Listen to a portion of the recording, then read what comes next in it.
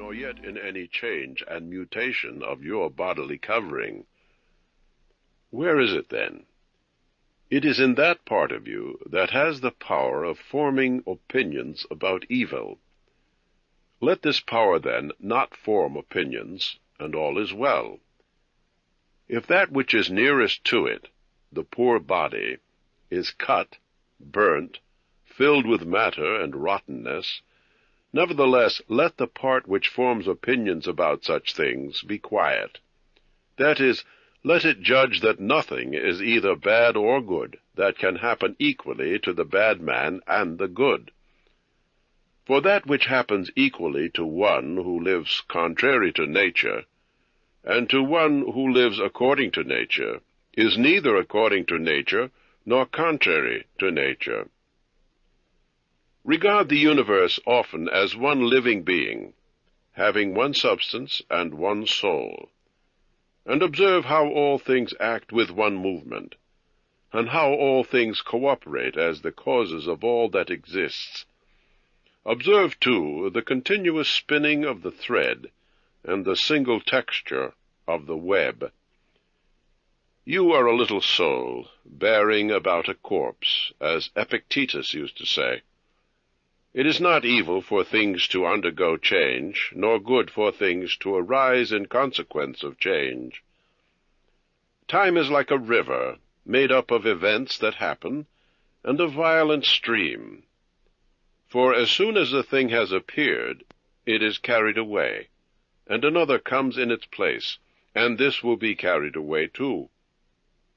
Everything that happens is as familiar and well known as a rose in spring and fruit in summer, such as disease and death and calumny and treachery, and whatever else delights fools or vexes them. In the sequence of things, those which follow are always aptly fitted to those which have gone before. For the sequence is not like a mere string of disjointed things, which has only an enforced order, but it is a rational connection, and as all existing things are arranged harmoniously together, so the things that come into existence keep not merely a succession, but a certain wonderful relationship. Always remember the saying of Heraclitus, that earth dies to become water, and water dies to become air, and air dies to become fire, and conversely. And think, too, of him who forgets whither the way leads, and the men who quarrel with what they most intimately commune with, the reason that governs the universe, and think the things they daily meet with are strange. Consider that we ought not to act and speak as if we were asleep, for in sleep we seem to be acting and speaking, and that we ought not, like children who learn only from their parents, simply act and speak as we have been taught. If any god told you that you should die tomorrow, or certainly the day after tomorrow, you would not care much whether it was the third day or the morrow, unless you were completely mean-spirited, for the difference is too small to consider. So think it no great matter to die after as many years as you can name, rather than tomorrow. Constantly remember how many physicians are dead after contracting their eyebrows over the sick so many times, and how many astrologers, after predicting the great to-do, the death of others, and how many philosophers after endless discourses on death or immortality, how many heroes after killing thousands, how many tyrants who used their power over other men's lives with terrible insolence, as if they themselves were immortal, and how many cities are entirely dead. Hellas, and Pompeii, and Herculaneum, and others innumerable. Add to your reckoning all whom you have known, one after another. One man, after burying another, is laid out dead, and another buries him, and all this in a short time. In conclusion, observe always how ephemeral and worthless human things are, and how what was yesterday a little juice, tomorrow will be a mummy or ashes. Pass, then, through this moment of time in harmony with nature, and end your journey in content, as an olive folds when it is ripe, blessing nature who produced it, and thanking the tree on which it grew. Be like the cliff against which the waves continually break, but it stands firm and tames the fury of the water around it. Am I unhappy because this has happened to me? Not so, but I am happy, though this has happened to me, because I am still free from pain, neither crushed by the present nor fearing the future. For such a thing might have happened to any man. But every man would not have remained free from pain on such an occasion. Why then is the former rather a misfortune than the latter a good fortune? And do you in any case call that a misfortune which is not a violation of man's nature? And does a thing seem to you a violation of man's nature when it is not contrary to the purpose of man's nature? Well, you know the purpose of nature. Will this which has happened prevent you from being just, magnanimous, temperate, prudent, secure against rash opinions and falsehood? Will it keep you from having modesty, freedom, and every other quality, the presence of which gives to man's nature all that is its own? Remember, too, this maxim on every occasion that tempts you to vexation. This is not a misfortune, and to bear it nobly is good fortune. It is a simple, but still a useful help towards contempt of death, to pass in review those persons who tenaciously stuck to life. What more did they gain than those who died early? Certainly they lie in their tombs somewhere at last. Cadicianus, Fabius, Julianus, Lepidus, and others like them, who carried out many to be buried, and then were carried out themselves. All in all, the interval between birth and death is small. Consider with how much trouble, and in what sort of company, and in what a feeble body, this interval is laboriously passed. Do not, then, consider life a thing of any value. For look to the immensity of time behind you, and to the time which is before you, another boundless space. In this infinity, then, what difference is there between one who lives 3 days and one who lives 3 generations? Always hasten by the short way, and the short way is the natural one. Say and do everything in conformity with sound reason, for such a rule frees a man from trouble and strife and artifice and ostentatious display. 5. Whenever in the morning you rise unwillingly, let this thought be with you: I am rising to the work of a human being. Why then am I dissatisfied if I am about to do the things for which I was brought into the world? Or was I made to lie under the bedclothes and keep myself warm? But that is more pleasant, you say. Do you live, then, to take your pleasure, and not at all for action and exertion? Do you not see the little plants, the little birds, the ants, the spiders, the bees, working together to set in order their several parts of the universe? And are you unwilling to do the work of a human being, not eager to do what belongs to your nature? But I must have rest also. You must. Nature, however, has fixed bounds to this. She has fixed bounds, too, to both eating and drinking. Yet you go beyond these bounds, beyond what is enough. Yet in your work it is not so, and you stop short of what you can do. So you love not yourself, for if you did, you would love your nature and her will. Those who love their own trades exhaust themselves in working at them, unwashed and without food. But you value your own nature less than the carpenter values his craft, or the dancer his dancing art, or the lover of money his money, or the vainglorious man his little glory. Such men, when they have a strong love for a thing, choose neither to eat nor to sleep until they perfect the thing they care for.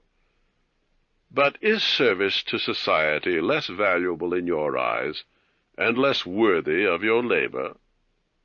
How easy it is to obliterate and wipe away every impression which is troublesome or unsuitable, and immediately to be in complete tranquillity.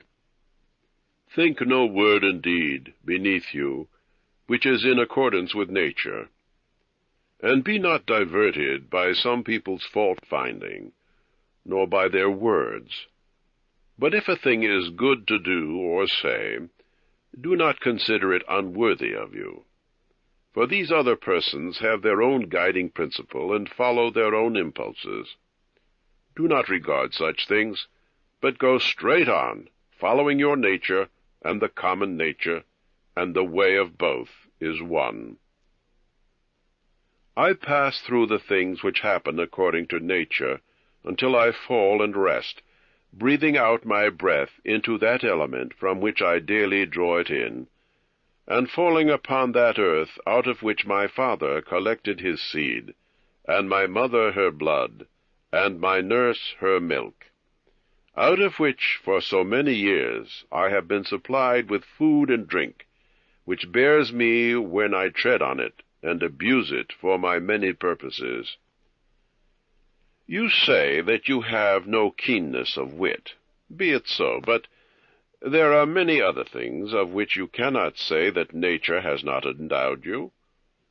Show those qualities, then, which are perfectly in your power: sincerity, gravity, patience in labor, aversion to pleasure, contentment with your lot and with little, frankness, dislike of superfluity, freedom from pettiness. Do you not see how many qualities you are immediately able to exhibit, as to which you have no excuse of natural incapacity and unfitness, and yet you still remain voluntarily below what you might be?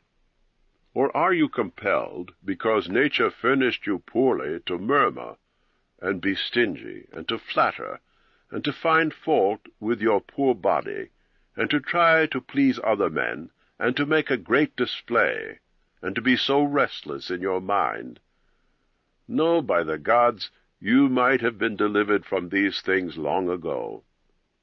But if in truth you can be accused of being rather slow and dull of comprehension, you must exert yourself about this also, not neglecting it, nor yet finding pleasure in your dullness. One man, when he has done a service to another, is ready to set it down on his account as a favor conferred. Another is not apt to do this, but still in his own mind he thinks of the other man as his debtor, and knows what he has done. A third hardly knows what he has done, but is like a vine which has produced grapes, and asks nothing more once it has produced its proper fruit. As a horse when it has run its race, a dog when it has tracked its game, a bee when it has made its honey, so a man, when he has done a good act, does not call out for others to come and see, but goes on to another act, as a vine goes on to produce again the grapes in season. Should a man then be one of these who act thus without being conscious of it? Yes. But a man must observe what he is doing, for it is characteristic of the social animal to perceive that he is working in a social manner, and then to want his companion also to perceive it. It is true what you say, but you do not rightly understand what I have now said. For this reason, you will become one of those I first mentioned, for they are misled by a certain show of reason. But if you will choose to understand the meaning of what I said, do not fear that on that account you will omit any social act. A prayer of the Athenians. Rain, rain, O dear Zeus, down on the ploughed fields of the Athenians and on the plains. In truth, we either ought not to pray at all, or we ought to pray in this simple and noble fashion. Just as we understand when we are told that Aesculapius prescribed for this man horseback exercise, or bathing in cold water, or going without shoes, so we must understand it when we are told that nature prescribed for this man sickness, or mutilation, or loss of something else of the kind. For in the first case, prescribed means something like this: he prescribed this treatment for this man as a thing adapted to restore health. In the second case, it means that which happens to each man is fixed for him in a manner suitable to his destiny. For this is what we mean when we say that things are suitable to us, as workmen say of squared stones in walls or pyramids, that they are suitable when they fit together into a given whole. For in everything there is one fitness, and as the universe is made up of all bodies, to be the body it is, so out of all existing causes fate is made up to be the cause it is. Even ignorant people understand what I mean, for they say, this thing befell so-and-so, this then was sent, and this was appointed to him. Let us then accept our destiny, as well as the prescriptions of Aesculapius. Many, as a matter of fact, even among his prescriptions, are disagreeable, but we accept them in the hope of health. Take the performing and accomplishment of the things which common nature judges to be good, as you take your health. So accept everything which happens, even though it seems disagreeable, because it leads to the health of the universe, and to the prosperity and felicity of Zeus. For he would not have brought on any man what he has brought, if it were not useful for the whole. Neither does the nature of anything, whatever it may be, cause anything which is not suitable to that which is under its direction. For two reasons, then, you should be content with whatever happens to you. First, because it was done for you and prescribed for you, and had some reference to you from the beginning, and the most ancient causes spun it with your destiny. Secondly, because even that which happens separately to each individual is to the power which administers the universe a cause of felicity and perfection, nay, even of its own continuance. For the perfection of the whole is mutilated if you cut off anything whatever from the network and continuity of either the parts or the causes. And you do cut something off, as far as it is in your power, when you are displeased, and try to put it out of your way. Be not unhappy or discouraged or dissatisfied if you do not succeed in acting always by the right principles, but when you have failed, try again, and be content if most of your acts are consistent with man's nature. Love that to which you return. Do not return to philosophy as if she were a schoolmaster, but behave like those who have sore eyes and apply a bit of sponge or an egg, or like another who applies a plaster or a water lotion. For thus you will not fail to obey reason, and will find rest in it. And remember that philosophy requires only the things which your nature requires, but you would have something else which is not according to nature. You may object, "Why, what is more agreeable than this I am doing?"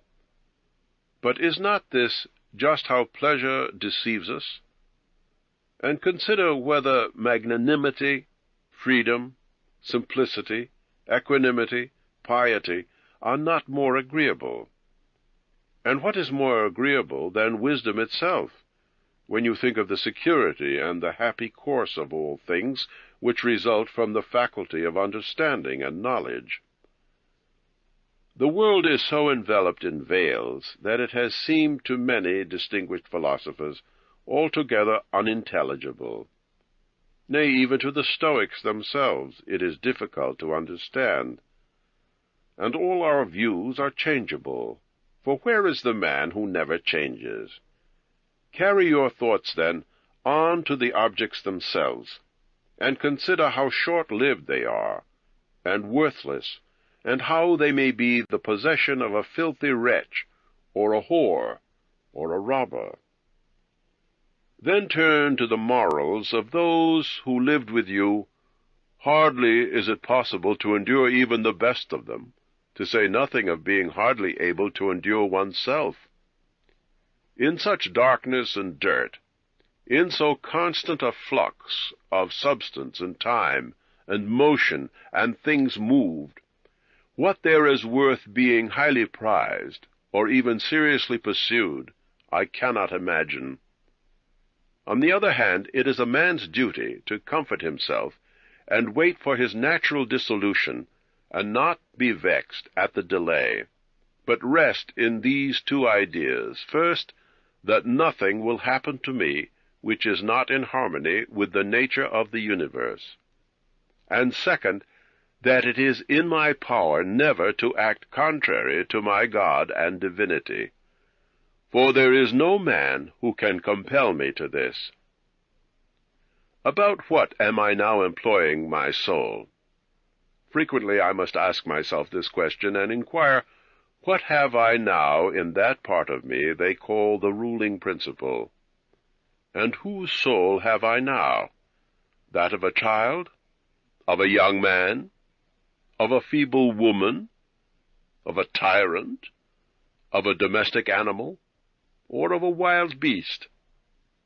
What kind of things they are that the crowd thinks good, we may learn from this. If men should decide on certain things as being really good, such as prudence, temperance, justice, fortitude, he would not, after having decided on them, consent to listen to anything not in harmony with the really good. But if a man has accepted as good the things which appear good to the crowd, he will yet listen and enjoy as very appropriate the gibes of the comic writers. Thus even the crowd perceives the difference. For were it not so, a gibe against real good would not offend, and would not be rejected, while, when applied to wealth and methods for getting luxury or fame, we accept it as fitting and witty.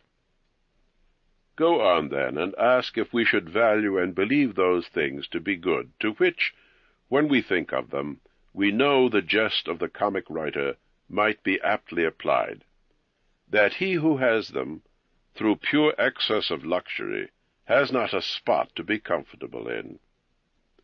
I am composed of form and matter. Neither of them will perish into nothingness, as neither of them came into being out of nothingness. Every part of me, then, will be reduced by change into some other part of the universe.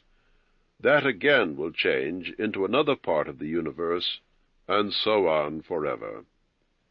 And as a result of such a change, I too now exist, and those who begot me existed, and so on forever in the other direction. For nothing prevents us from saying this, even if the universe works by definite periods of revolution. Reason and the reasoning art, philosophy, are powers sufficient to themselves and for their own work. They start from a first principle, which is their own, and make their way to the end which they set before them, and this is why reasonable acts are called right acts, for they proceed by the right road. None of the things ought to be called a man's which do not belong to him as man. Such things are not required of a man, nor does man's nature promise them, nor are they a means by which man's nature attains its end. Neither, then, does the end of man lie in such things, nor that which consummates this end, that is, the good. Besides, if any such things did belong to man, it would not be right for him to despise them and set himself against them, nor would a man deserve praise who showed that he did not want these things, nor would he who stinted himself of them be good, if indeed these things were good. But now the more of these things a man deprives himself of, or of other things like them, or when he is deprived of any of them, the more patiently he endures the loss. To that same degree he is a better man. Such as are your constant thoughts, such will be the character of your mind. For the soul is colored by the thoughts. Color it then with a continuous line of thoughts such as these: that wherever a man can live, there he can also live well. But he has to live in a palace. Well, then, he can live well even in a palace. Again, consider that for whatever purpose a thing has been designed, for this it has been designed, and towards this it is carried, and where the end is, there also is the advantage and the good of the thing. Now, the good for a reasonable animal is society. That we are made for society, I have shown already.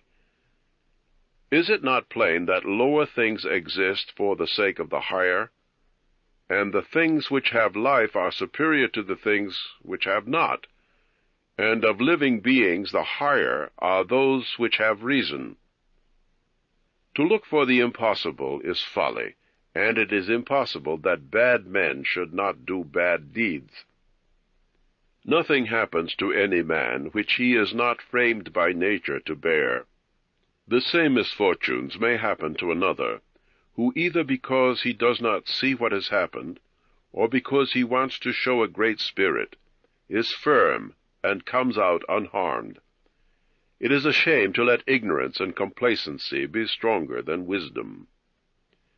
Outward things cannot touch the soul, not in the least degree, nor have they admission to the soul, nor can they turn or move the soul, but the soul turns and moves itself alone. Whatever judgments it may think proper to make, it makes for itself of the things which present themselves to it. Man is the nearest thing to me, in so far as I must do good to men and bear with them.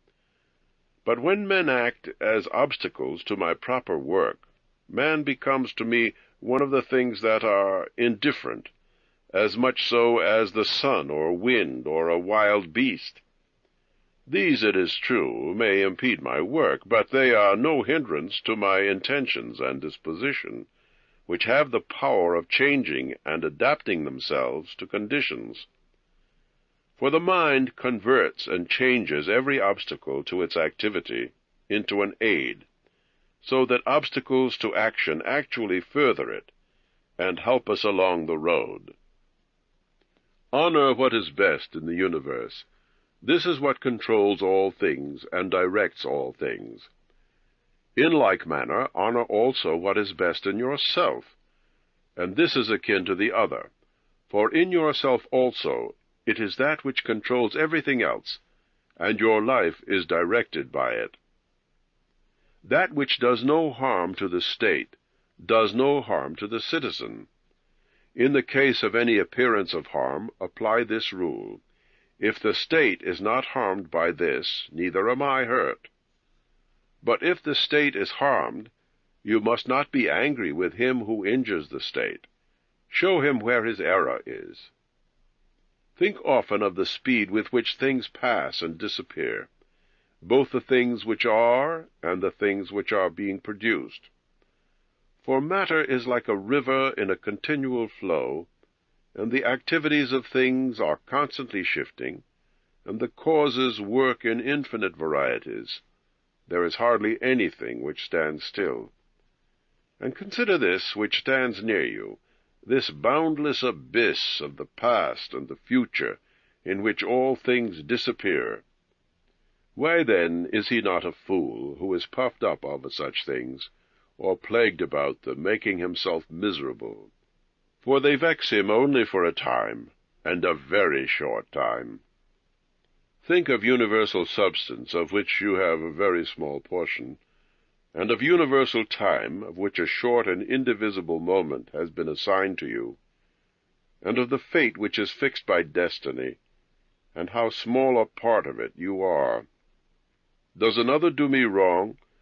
Let him look to it. The disposition was his, and the activity was his. I have what universal nature wills me to have, and I do what my own nature wills me to do. Let that part of your soul which leads and governs be undisturbed by motions of the flesh, whether of pleasure or of pain. Let it not mingle with them, but let it set a wall around itself, and keep those emotions in their place. But when the emotions rise up to the mind by virtue of the sympathy that naturally exists in a body, which is all one, then you must not strive to resist the feeling, for it is natural, but let not your ruling part add to the feeling the opinion that it is either good or bad. Live with the gods, and he does live with the gods who constantly shows them that his soul is satisfied with what is assigned to him, and that it obeys all the divinity wills, that divinity which Zeus has given every man as his guardian and guide, a portion of himself, his understanding and reason. Are you irritated with one whose armpits smell? Are you angry with one whose mouth has a foul odor? What good will your anger do you? He has his mouth, he has these armpits. Such emanations must come from such things. But the man has reason, you will say, and he could, if he took pains, discover wherein he offends. I wish you well of your discovery. Now you too have reason. By your rational faculty, stir up his rational faculty, show him his fault, admonish him. For if he listens, you will cure him, and have no need of anger. You are not a ranter or a whore. As you intend to live hereafter, it is in your power to live here. But if men do not permit you, then slip away out of life, yet as if you felt it no harm. The house is smoky, and I leave it. Why do you call this trouble? But as long as nothing of the kind drives me out, I stay. I am free, and no man shall hinder me from doing what I choose. And I choose to do what befits the nature of a rational and social animal. The mind of the universe is social. Accordingly, it has made inferior things for the sake of superior, and has tied the superior to one another. You see how it has subordinated, coordinated, and assigned to each its proper lot, and brought together into concord with one another the things which are best. How have you behaved hitherto towards the gods, your parents, brothers, children, teachers, towards those who looked after your infancy, your friends, kinsfolk, slaves? Consider if you have hitherto behaved to them all in such a way that it may be said of you, never has he wronged a man in deed or word. And call to recollection how many things you have experienced, and how many things you have endured, and how the history of your life is now complete, and your service ended, and how many beautiful things you have seen, and how many pleasures and pains you have despised, and how many things called honors you have spurned, and to how many ill-minded folks you have shown a kind disposition. Why do unskilled and ignorant souls confound those who have skill and wisdom? But what soul has skill and wisdom? The soul which knows beginning and end, and knows the reason which pervades all substance, and which through all eternity in periodic cycles administers the universe. Soon, very soon, you will be ashes or a skeleton, a name or not even a name, and what is name but sound and echo? And the things much valued in life are empty and rotten and trifling, like little dogs biting one another, and like children quarreling, laughing, and then straightway weeping. But fidelity and modesty and justice and truth are fled. Up to Olympus from the widespread earth. What then is there now to detain you here, if the objects of sense are changeable and never stand still, and our organs of perception are dull and easily receive false impressions, and the poor soul itself is an exhalation from the blood? But wide repute amid such a world as this is an empty thing. Why then do you not wait in tranquillity for your end, whether that is extinction or removal to another state? And until that time comes, what is your duty? Why, what else but to venerate the gods and bless them, and do good to men, and practice tolerance and self-restraint?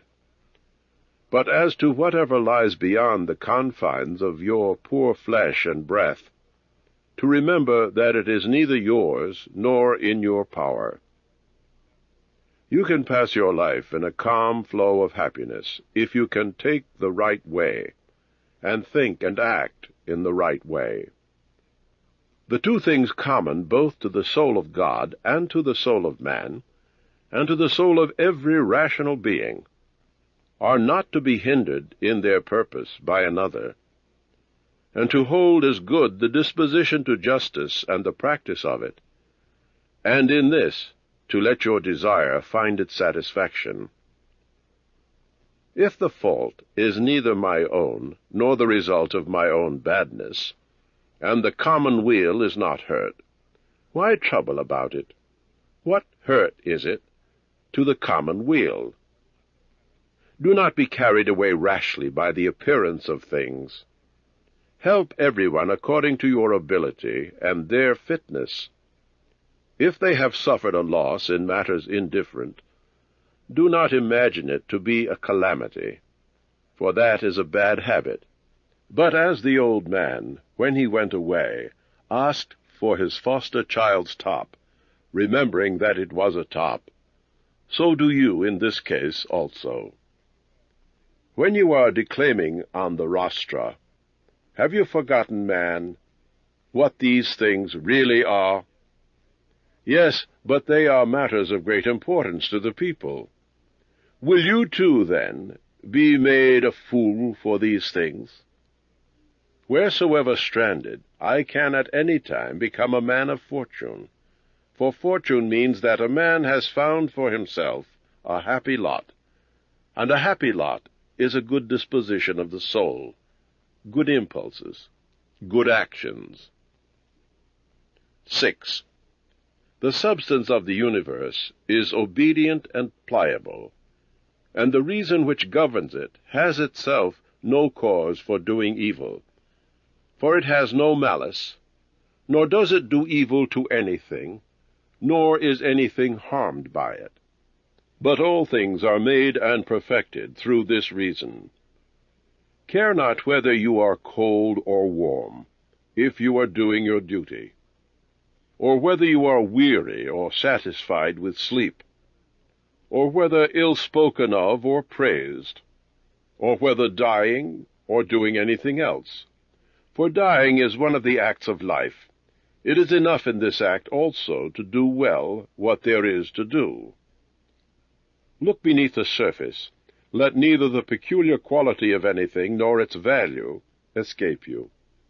All existing things change quickly, and they will either be reduced to vapor, if indeed all substance is one, or they will be dispersed. The reason which governs knows what its own nature is, and what it does, and on what material it works. The best way of avenging yourself is not to become like the wrongdoer. Take pleasure and comfort in one thing, in passing from one social act to another social act, thinking of God. The ruling mind rouses and turns itself, and while it makes itself what it is, and what it wills to be, it also makes everything that happens appear to be what it wills it shall be. In accord with the nature of the universe, every single thing takes place. Certainly it is not according to any other nature that they are brought to pass, whether a nature that outwardly envelops this, or a nature that is included within this nature, or a nature outside and independent of this. The universe is either a confusion, an intermingling of atoms, and a scattering, or it is unity and order, and providence. If it is the former, why do I wish to tarry amid such a haphazard confusion and disorder? Why do I care about anything but how I may at last become earth? And why do I trouble myself? For my elements will be scattered, whatever I do. But if the other supposition is true, I revere, I stand firm, and I trust in him who governs. When circumstances have compelled you to be a little disturbed, return to yourself quickly, and do not continue out of tune longer than the compulsion lasts, for you will be more the master of the harmony by continually returning to it. Suppose you had a stepmother and a mother at the same time. You would be dutiful to your stepmother, but still you would constantly return to your mother. Let the court and philosophy now be to you as stepmother and mother.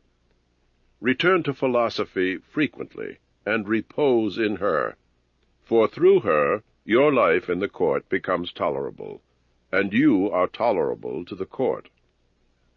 When we have meat before us and other viands, we still have the impression that this is but the dead body of a fish, and this but the dead body of a bird, or of a pig, and again that this Falernian wine is only a little grape juice, and this purple robe some sheep's wool dyed with the blood of a shellfish.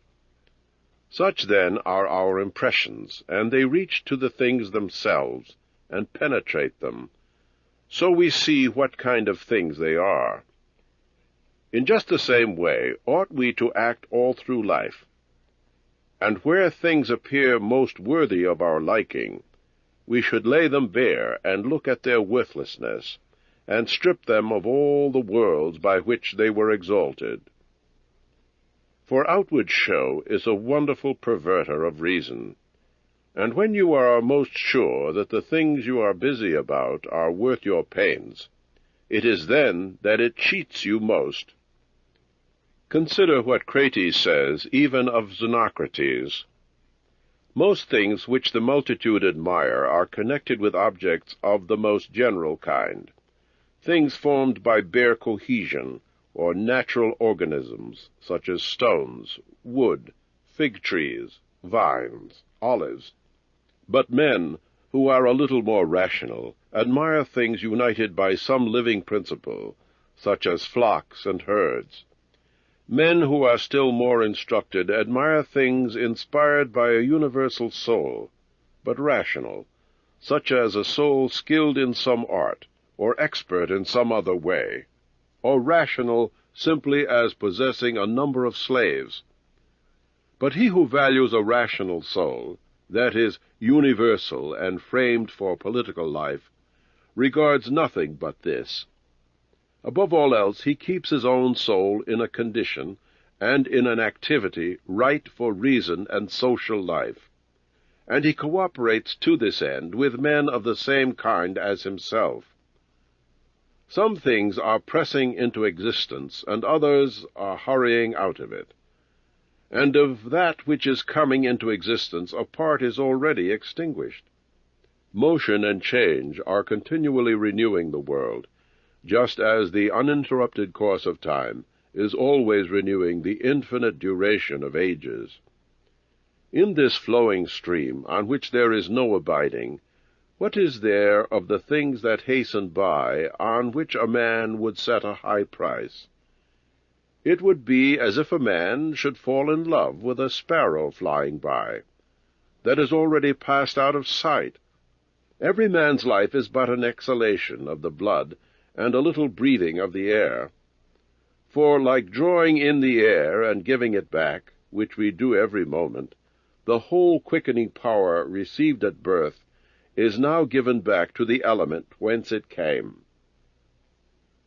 Neither is transpiration, as in plants, a thing to be valued, nor respiration, as in tame animals and wild beasts, nor impressions from the appearance of things, nor subjection to desire, like a puppet on strings, nor crowding in herds, nor getting nourishment from food. This last is merely an act of separating and parting with the useless part of our food. What, then, is worth your esteem? To be greeted with clapping of hands? No. Neither should we value the clapping of tongues, for the praise of the multitude is a clapping of tongues. Suppose, then, that you have dispensed with the worthless thing called fame. What remains that is worth having? This, in my opinion, to move yourself and govern yourself in harmony with your proper nature, which is the end of all occupations and all arts. For the aim of every art is right adaptation of the product to the end for which it is produced. The vine planter, who looks after his vines, and the trainer of horses and dogs labor for this end. The education and teaching of youth aim also at something. In this is the value of the education and the teaching. And if this is achieved, you will not seek anything else. Will you go on desiring many other things too? Then you will be neither free nor sufficient for your own happiness, nor clear of passion. For of necessity you must be envious, jealous, and suspicious of those who can take away the things valued by you, and plot against those who have them. Of necessity a man must be always in a state of perturbation who wants any of these things. Besides, he must often find fault with the gods. But to reverence and honor your own mind will make you content with yourself, and serviceable to society, and at peace with the gods, praising all they give and have ordained. Above, below, all around are the movements of the elements, but the motion of virtue is not theirs. It is something more divine. Advancing by a way hardly observed, it goes happily on its road. How strangely men act! They will not praise those who are living at the same time with themselves, but to be themselves praised by posterity, by persons they have never seen and never will see.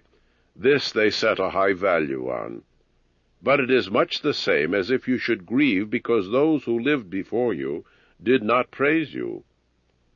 Because a thing is difficult for you to do not think it is impossible for any man. But whatever is possible for any man to do, and right for his nature, think that you can achieve it too.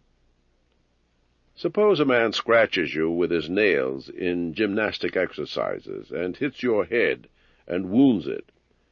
We show no signs of vexation, nor are we offended, nor do we suspect him afterwards as a treacherous fellow.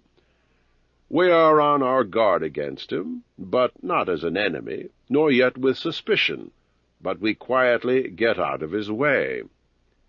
Let your behavior be like this in all spheres of life. Let us overlook many things in those who are only like antagonists in the gymnasium, for it is in our power, as I said, to get out of their way and to feel no suspicion or hatred. If any man can convince and show me that I do not think or act right, I will gladly change, for I seek truth by which no man was ever injured. But he is injured who abides in his error and ignorance. I do my duty. Other things do not trouble me, for they are either things without life, or things without reason, or things that have wandered and know not the way. As for the animals, which have no reason, and generally all things and objects, since you have reason, and they have none, use them in a generous and considerate spirit.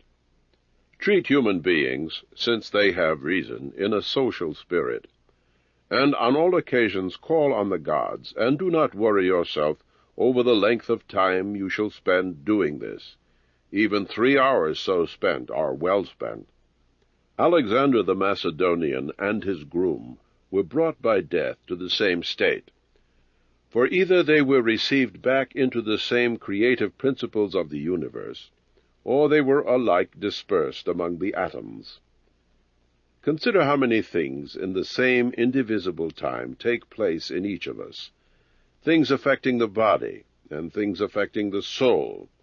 Then you will not wonder that many more things, or rather all things which come into existence in the one, and the all which we call the cosmos, exist in it at the same time.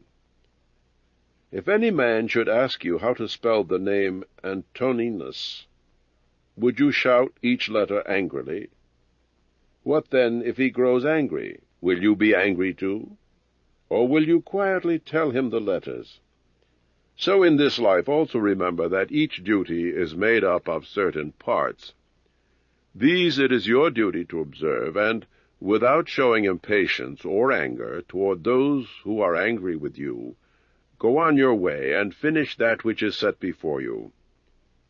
How cruel it is not to allow men to strive for the things which seem to them suitable to their natures and profitable. Yet, in a way, you are not allowing them to do this, when you are vexed because they do wrong. For they are certainly moved to do things they suppose to be suitable to their natures and profitable to them.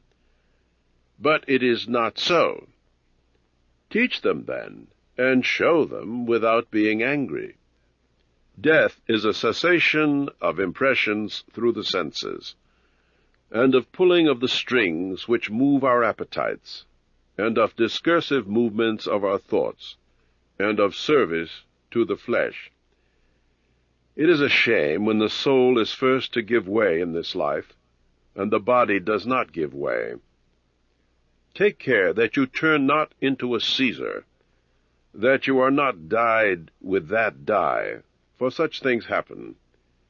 Keep yourself simple, good, pure, serious, free from affectation, a friend of justice, a worshipper of the gods, kind, affectionate, strenuous in all right acts. Strive to advance toward what philosophy tried to make you. Reverence the gods and help men. Life is short. There is only one fruit of this earthly life, a pious disposition and social acts. Do everything as a disciple of Antoninus. Remember his constancy in rational behavior, his even temper in all things, his piety, and the serenity of his countenance, his sweetness, his disregard of empty fame, and his effort to understand things, how he would never let anything pass without having first carefully examined it and clearly understood it. How he bore with those who blamed him unjustly without blaming them in return. How he did nothing in a hurry. How he refused to listen to calumnies. How exact an examiner of manners and actions he was, not given to reproach people, nor timid, nor suspicious, nor pedantic. With how little he was satisfied in the way of lodging, bed, dress, food, servants. How laborious and patient, how he was able, because of his sparing diet, to hold out to evening, not even requiring to relieve himself by evacuations except at the usual hour. His firmness and steadiness in friendship, how he tolerated freedom of speech in those who opposed his opinions, the pleasure he had when any man showed him anything better, and how religious he was without superstition. Imitate all this, and you may have as good a conscience as he had when your last hour comes. Return to your sober senses and recall yourself. When you have roused yourself from sleep and perceived that they were only dreams which troubled you, then in your waking hours look at the things about you as you looked at the dreams. I consist of a little body and a soul. Now, to this little body all things are morally indifferent, for it is not able to perceive differences. But to the understanding all things are indifferent, except its own activities, and these are all in its power. Of these, however, only its present acts matter, for both the future and the past activities of the mind are for the present indifferent. Neither the labor of the hand nor of the foot is contrary to nature, so long as the foot does a foot's work and the hand a hand's. Then neither for man as man is labor contrary to nature, so long as he does the things of a man. And if the labor is not contrary to his nature, neither is it an evil to him. How many pleasures have been enjoyed by robbers, patricides, tyrants?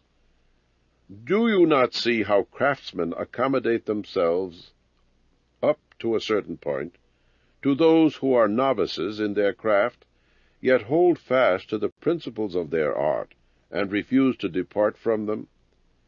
Is it not strange that an architect or a physician should have more respect for the principles of his art than man for his own reason, which he shares with the gods? Asia and Europe are but corners of the universe. All the sea is a drop in the universe. Athos, a little clod of the universe, the present time a point in eternity. All things are small, changeable, perishable. All things come from that universal ruling power either directly or as indirect consequence. Accordingly, the lion's gaping jaws, and all harmful things like thorns or mud, are the outcome of the grand and beautiful. Do not imagine they are different in kind from that which you revere, but form a just opinion of the source of all. He who has seen the present age has seen all, both all that has taken place from eternity, and all that will be through time without end. For all things are of one kind, and of one form. Consider frequently the connection of all things in the universe, and their relation to one another. For things are somehow implicated with one another, and all in a way friendly to one another. For one thing follows in order after another, and this is by virtue of their active movement, and mutual agreement, and the unity of their substance. Adapt yourself to the things among which your lot has been cast, and to the men among whom you have your portion. Love them, and do it truly, sincerely. Every instrument, tool, vessel that does what it is made for is good, though he who made it is not there. But when things are formed by nature, there is within them and abides in them the power which made them. Wherefore, the more should you reverence this power, and think that if you live and act according to its will, everything in you is in accord with intelligence. Thus also in the universe, the things which belong to it are in accord with intelligence.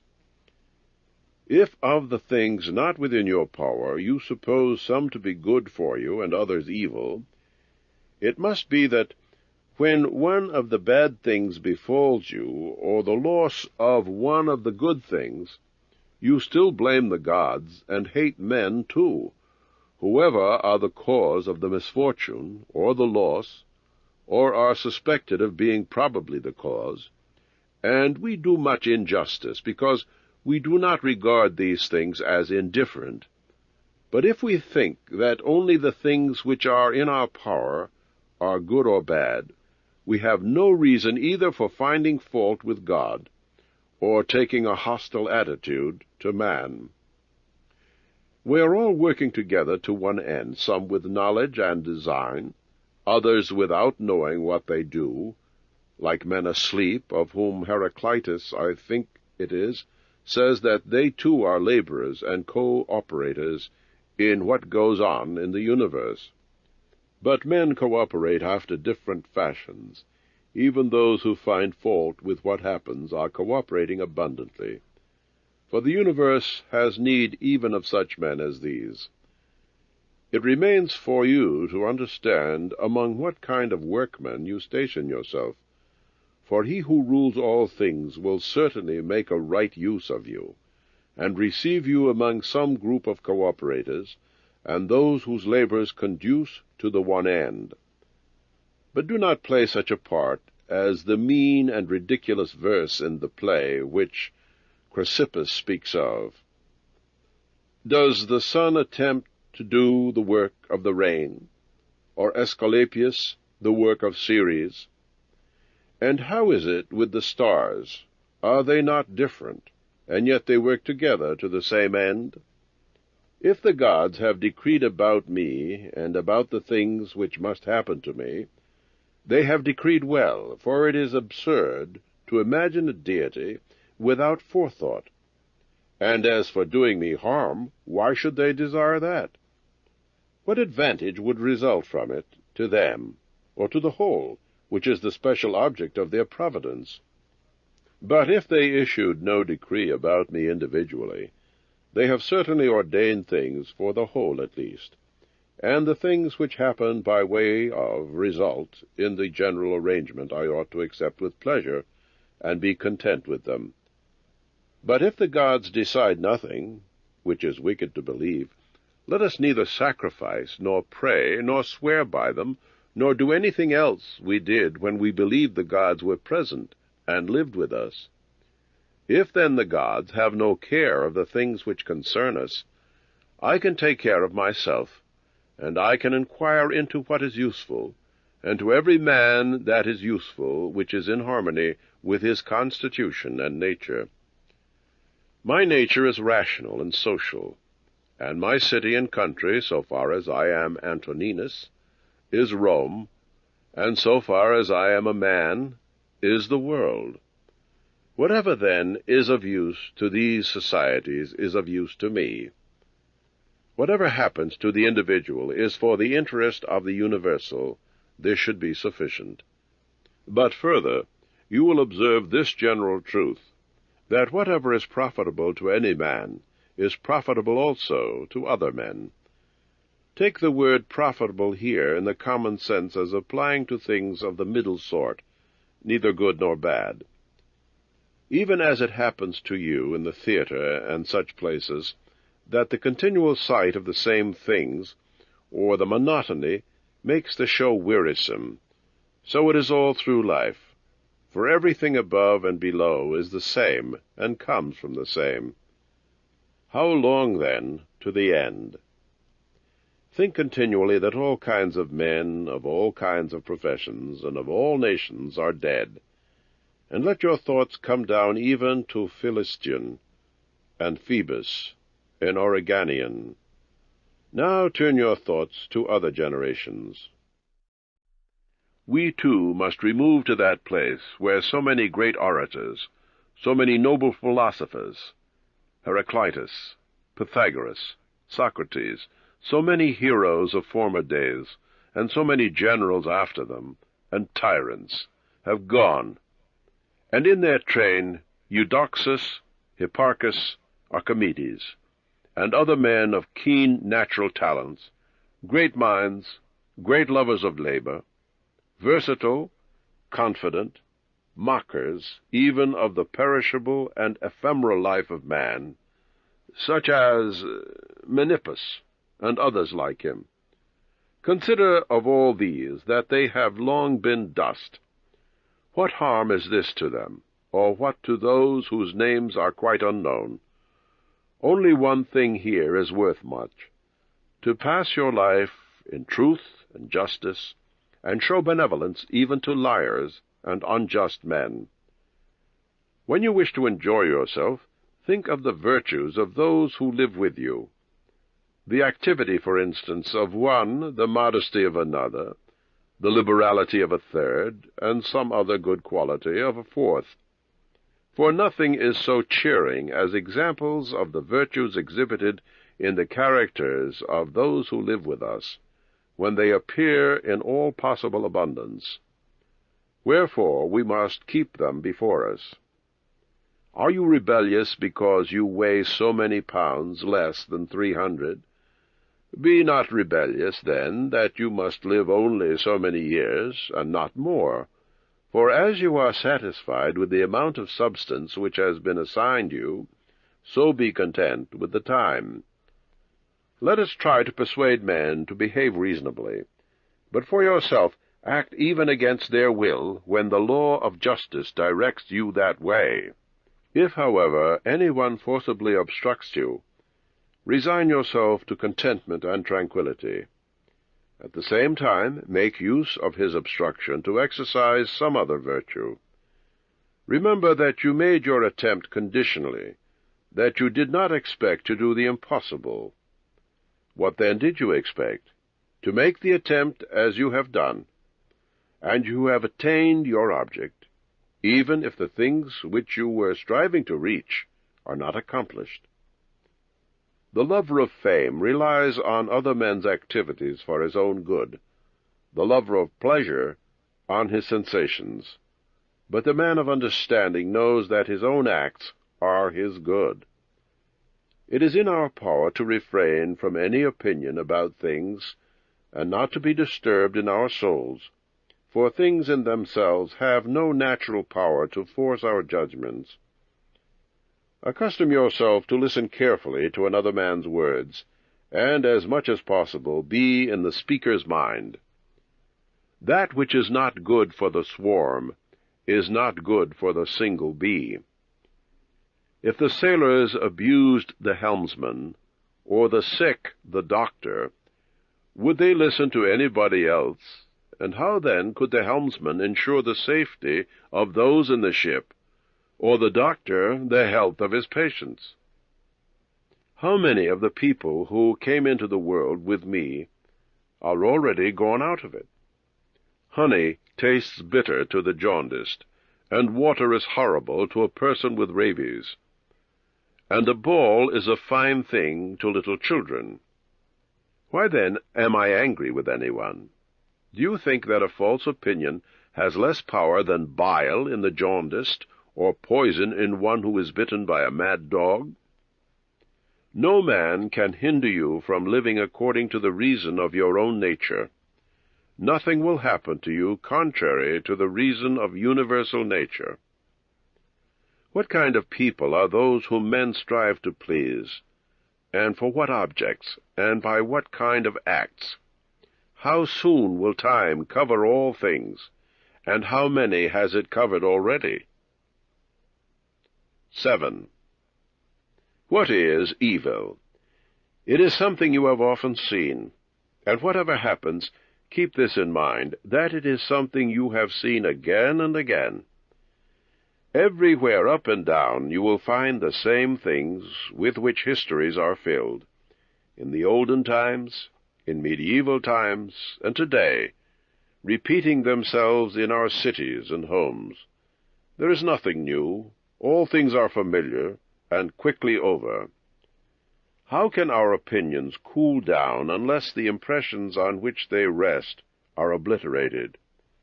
But it is in your power continuously to fan your thoughts into a flame. I can have the opinion about anything which I ought to have. If I can, why then am I disturbed? The things which lie outside my mind need have no relation at all to my mind. Be sure of this, and you stand erect. It is in your power to restore yourself to life. Look at things again as you once looked at them, for this will bring you new life.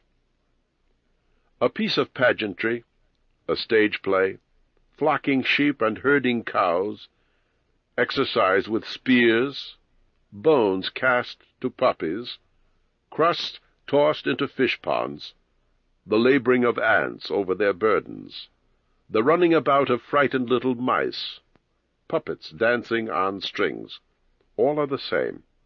Your duty in the midst of such things is to show good humor and not a proud air, and to understand that a man is worth just as much as the things about which he busies himself.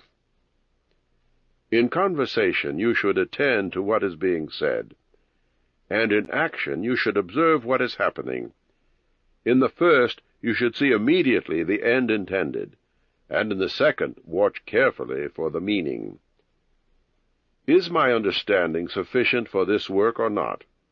If sufficient, I use it for the work as an instrument given me by universal nature.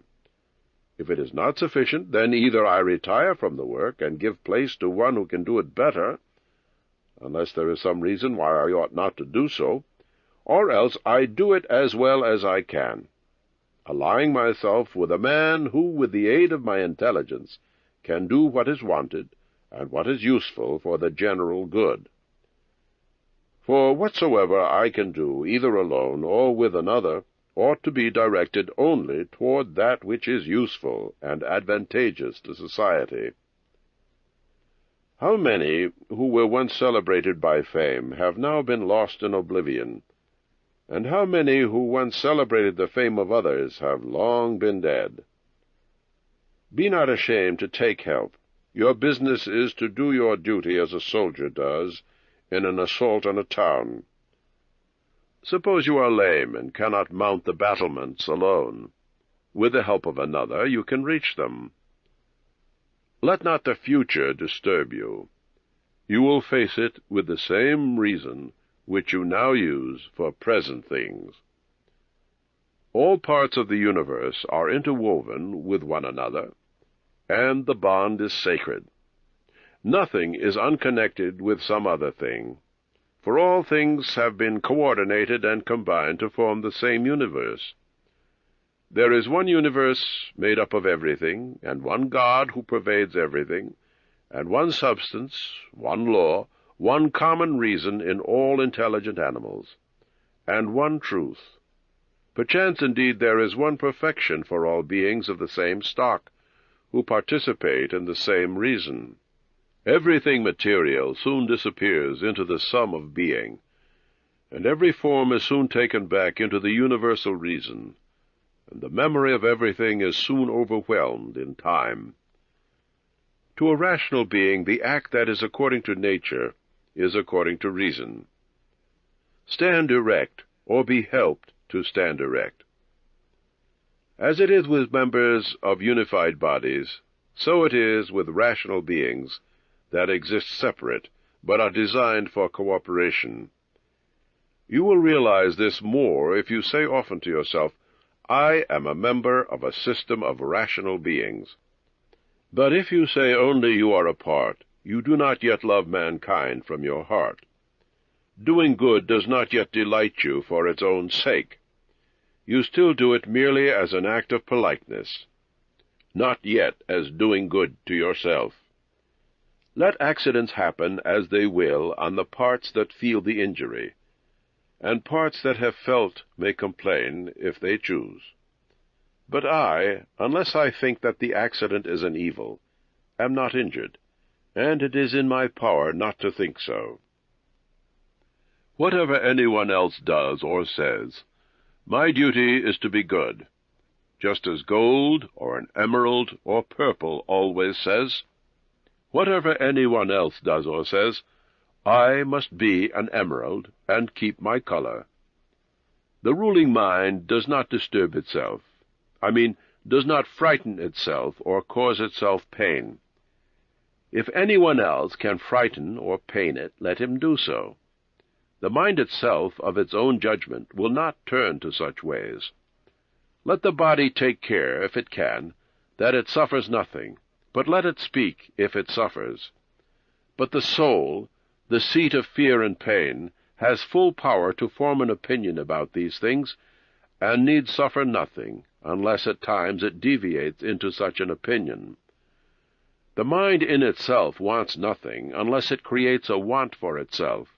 Therefore it is both free from perturbation and unimpeded, if it does not perturb and impede itself.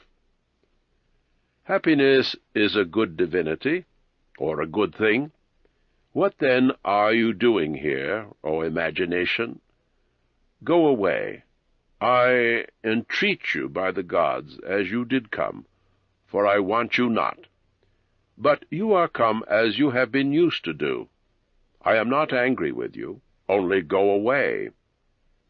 Is anyone afraid of change? Why, what can be done without change? What is more pleasing or more suitable to universal nature? Can you take a bath unless the wood undergoes a change? Can you be nourished unless your food undergoes a change? Can anything else useful be accomplished without change?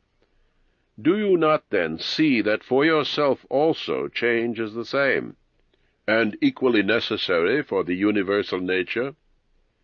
Through the universal substance, as through a furious torrent, all bodies are carried, while by their nature united with and cooperating with the whole, as the parts of your body do with one another. How many a Chrysippus, how many a Socrates, how many an Epictetus, has time already swallowed up? Apply this same thought to every man and thing. One thing only troubles me, that I may do something which the nature of man forbids, or in the way it forbids, or at a forbidden time. Soon you will have forgotten all things, and soon all things will have forgotten you. It is peculiar to man to love even those who do him wrong. This happens if when they do wrong you remember they are kinsmen, and wrong you through ignorance and unintelligence.